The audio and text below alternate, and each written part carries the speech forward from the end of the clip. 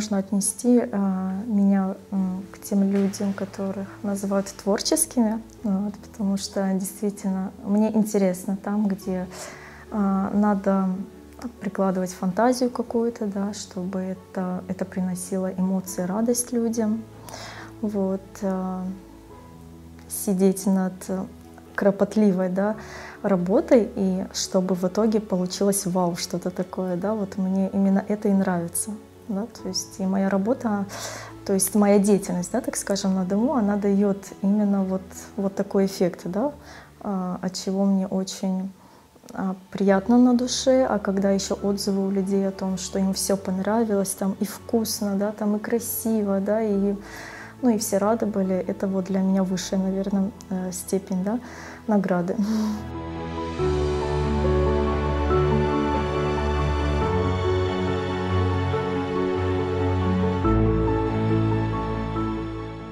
Я была в положении на третьего ребенка, вот, и, как известно, когда женщина в положении, ей обязательно что-то определенного, да, очень хочется, и мне хотелось вкусных тортиков, пироженок и так далее, но так как магазины для меня это невкусные, как бы, да, поэтому мне хотелось именно домашней выпечки.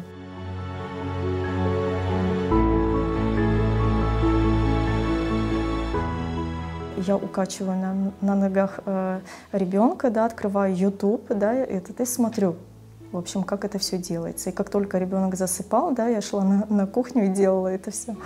Да, то есть, да, действительно, мне было интересно, я это отрабатывала. Мне не просто было интересно, как это все делается, оформляется, да, какие фишки есть вот в кондитерстве. Надо этому обучаться. Неважно, либо вы на курсы идете, да, и заканчиваете это, ну, вот в ускоренном в таком в режиме, либо на своих ошибках учитесь, да, благодаря Ютубу, там, Гуглу и так далее, да, потому что информации очень много, и только, наверное, ленивый, да, может не открыть, и не посмотреть, и не обучиться, вот. А когда это нравится, то ты этому обучишься. Это просто желание, стремление, да, познать что-то новое.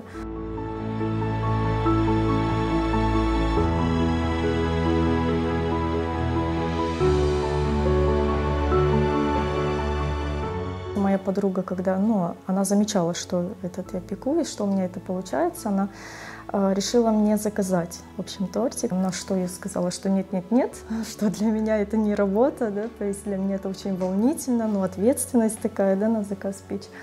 Но она настояла на своем, и, в общем, я ей испекла. Вот на заказ. И с того момента, как бы, я создала страничку в Одноклассниках. Вот, ну, уже позже это был Инстаграм, получается, и на сегодняшний день, да, я занимаюсь выпечкой на заказ, оформлением.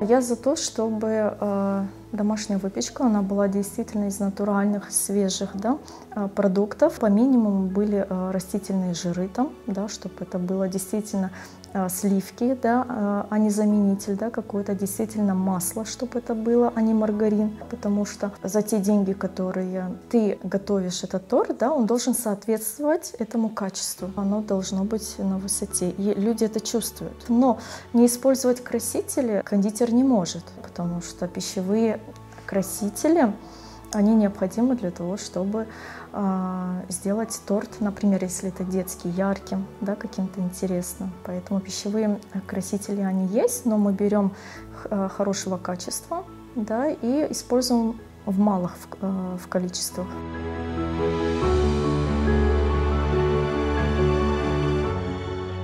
Это было у меня со свадебным тортом. Я его везла аж в Курцы, ну то есть с Каменки в Курцы везти, это, ну, приличная дорога.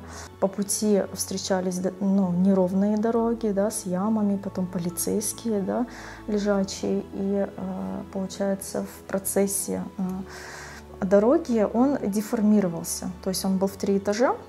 То есть он немного вот скатился в одну сторону. Но благо, что у меня с собой было много ягод, потому что он был с ягодами. И мне хватило необходимых, да, продуктов для того, чтобы исправить это положение.